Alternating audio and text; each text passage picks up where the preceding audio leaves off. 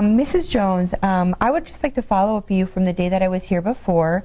And as we had a conversation on the phone and follow-up and contacting your physician, he wanted you to take your digoxin every day.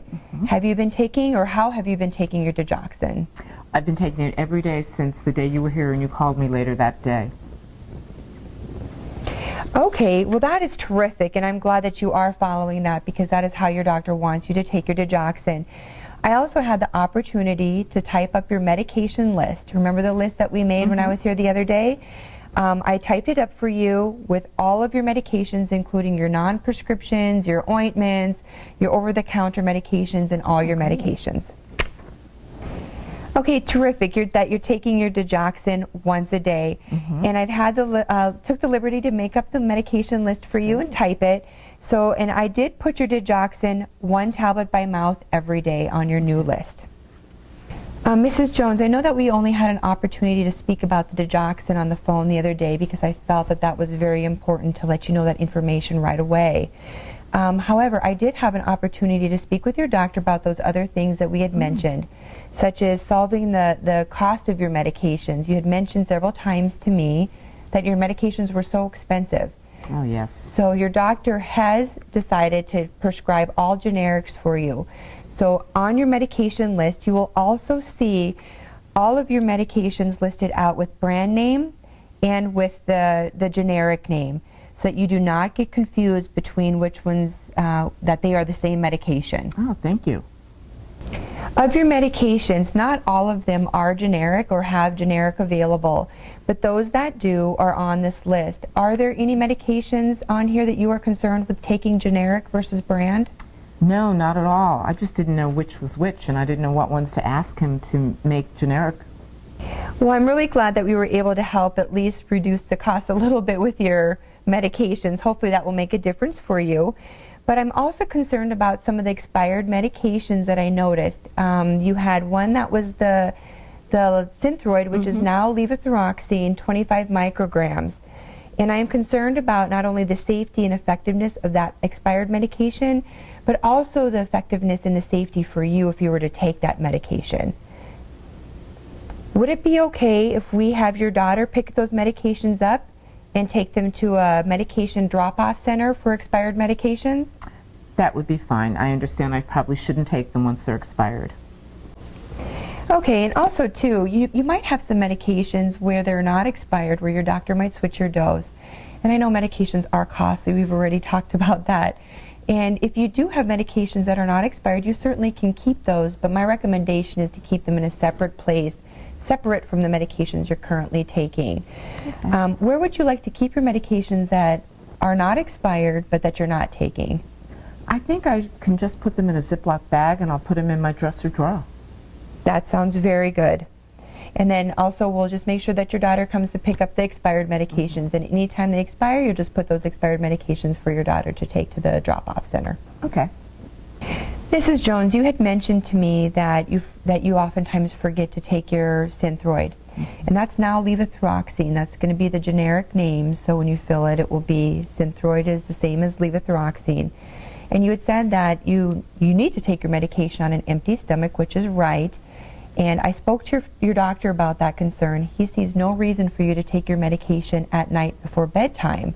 And maybe that will allow you an opportunity to take your medication on an empty stomach and also reduce the interactions that it might have with your breakfast, and also increase the effectiveness of the Synthroid if it's taken at night. Okay. Okay, there's been some studies and some research, and your doctor and I spoke about this, that if you take levothyroxine at night, it actually increases the effectiveness of that medication. Oh, that'd be great.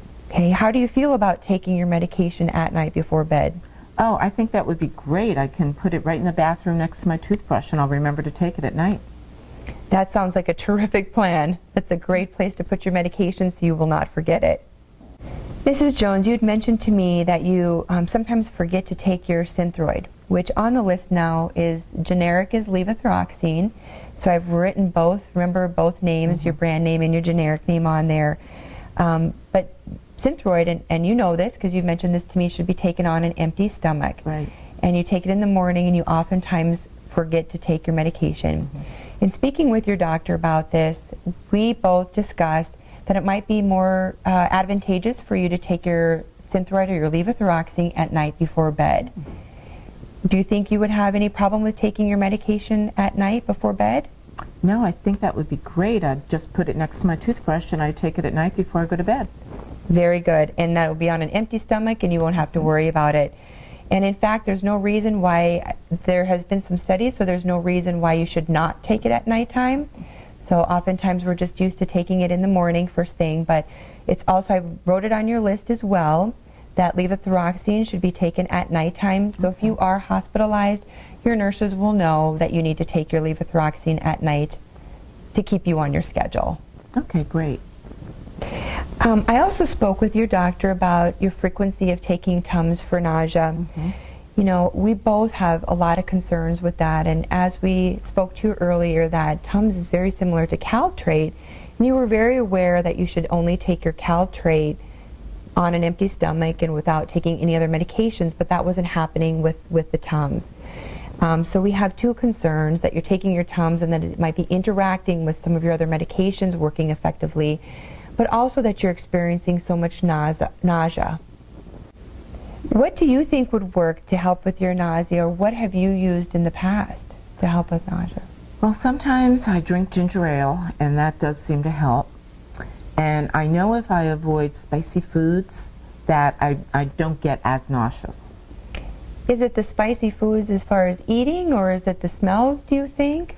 Sometimes it's both. Okay, well, I think you are doing very well with that, and I would continue to avoid the spicy foods and the smells that might trigger that, or there's a lot of things that can trigger the nausea. So, you know, maybe keeping a log of those things that are triggering you, and when you feel that you need to take the Tums, we would really like you not to take the Tums anymore. And your doctor really advises against that because of the potential interactions with your medications. Okay. So maybe keeping a log, and then if none of the things work, then we can always contact your doctor and see if there's something more we can do. Okay, I'll do that. Okay. Also, I think some other things that you might want to try is maybe having your daughter pick up some lavender oil. You can just put a little bit on your hand or on your wrist, and then the smell of the lavender helps to help you relax. If you relax, sometimes, you know, when you're tense, it makes you feel tense inside and it makes you feel more nauseous. So if you can kind of relax and do some deep breathing exercises and using the lavender, it will really help decrease on your nausea. Okay. Okay, and then again, if you still are continuing to have problems, we certainly can address that further, because we certainly don't want you feeling upset to your stomach. Okay, that would be great. I'll try that. Okay.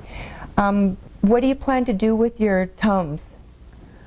Well, in addition to the tips that we've given you that you can try, you are on a medication that might cause you to kind of feel upset stomach when you don't take it with food. So that medication is your Coreg, and that is now called Carvedilol, which is generic, and I did put that on your list so you know that Coreg and Carvedilol is the same. But you want to make sure that you're taking that medication with food. Sometimes it causes orthostatic hypotension, and you know what that is. It causes you to be dizzy. That's one of your symptoms as well. Right. But it can also make you feel kind of nauseous and upset stomach, and so it's very important that you continue to take your Coreg with food. okay, so I'll take my Coreg with food, and I'll ask my daughter to pick up some of that lavender oil. That sounds terrific. Okay, so since your doctor doesn't want you taking the Tums anymore, what do you plan to do with those Tums? I guess I'll just take them and put them in that baggie with all the other medications I'm not using. Yes, very good. Since the Tums aren't expired, there's no reason to throw them out, and you may need them again, you never know. So we'll just decide if you continue to have nausea what we're going to do. Okay. You know, lastly, Mrs. Jones, I think we've come to good problem solving in a lot of the issues that you have addressed that were concerns. But I'd really like to speak with you more about taking your Lasix. You know, you've been frequently hospitalized for having increased weight gain, and that's a real problem.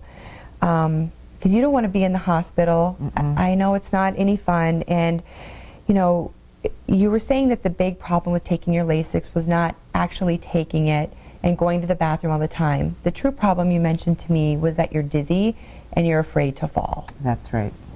And I'm also concerned about you falling and the dizziness. So what would need to really happen for you to take your Lasix as prescribed? Well, I need to not be dizzy. And have you tried anything to help relieve the dizziness? Yeah, I try to get up slowly. I try to not make sudden turns, but still sometimes I'm still dizzy. Okay, so let's see if there's some ways that we can help you with that dizziness that you're experiencing. Since that seems to be the biggest reason why you're not taking the Lasix, I think that's very important. Okay, well, let's see if we can help you relieve that dizziness. You know, I'm also afraid that you're going to fall, but I'm also very concerned that you're not taking your Lasix. You know, and that's what's preventing you from taking your Lasix, and let's see if we can solve that problem first for you. Okay. Remember I had mentioned about the Coreg and that you needed to take that medication with food. Do you remember why? It works better when I take it with food.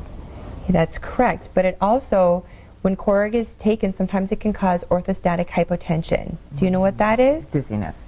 Right. And so sometimes if you take your Coreg and you forget to eat food or take it with food, it can cause some dizziness, and that might be one of the reasons why you're having the problem with dizziness. Okay. You know, in addition to taking your Coreg or Carbodiolol with food, you also want to make sure, you mentioned to me that you are standing slowly and turning slowly, but when you stand up, try to just pause for a few seconds before you take a few steps. Okay. So your problem you seem to have is that you're dizzy when you walk, so just grab your bearings first and then you can proceed forward. Okay. And then also too, we've spoken so much about the Tums, and the Tums seem to be a big issue because you've been nauseous, so hopefully some of these tips will work great for you for the nausea. The Tums interfere so much with some of your medications that it might be even interfering with Coreg and some of your other heart medications, potentially causing you to be dizzy. So as we mentioned, don't take the Tums. And then lastly, drink plenty of fluids. You know, get plenty of water and juices and try to stay as hydrated as you can within what your doctor has recommended. Okay, I'll do that. You know, Mrs. Jones, I know this is a lot to remember, so I'll write these tips down for you. Okay. You know, between the nausea and the things that we would like you to try to stop taking your Tums and get the nausea under control, and also to help with the dizziness. I think I want to focus a little bit more on your Lasix. So we've been talking a lot about the dizziness, but what is the main reason you're taking your Lasix?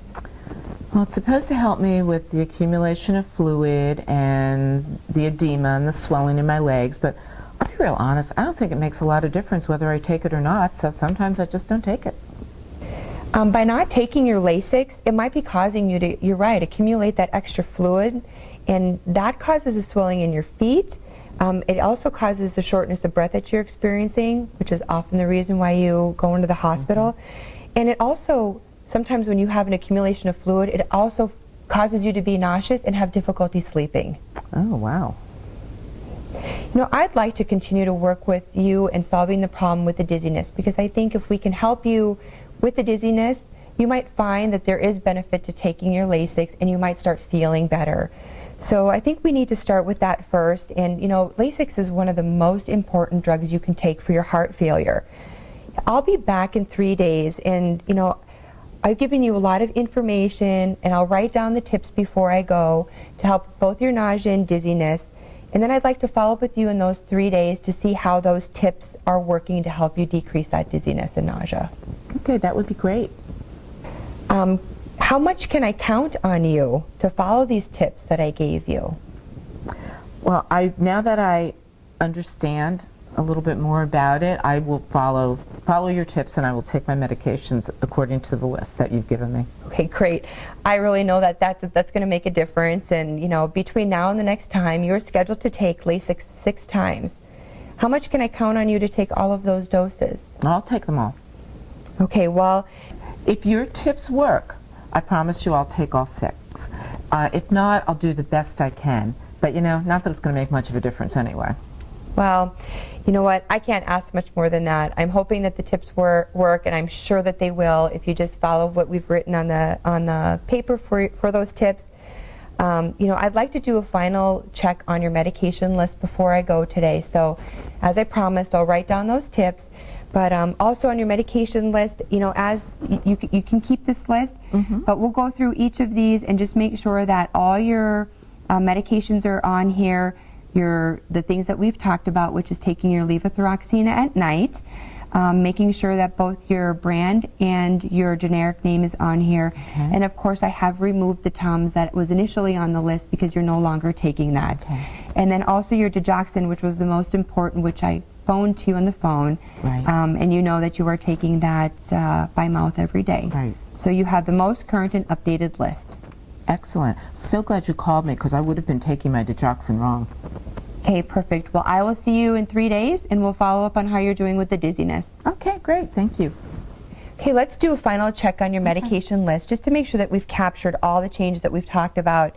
The very important one is your digoxin, which I phoned in to you, and you have been taking, which you told me that you were taking it Yes. every day, which is really good. And then also, too, the Tums is no longer on the list because we feel all the things that we've talked about. And I made sure to put both your generic and your brand name on here so you can know when you get Okay. your generic filled that these are the same.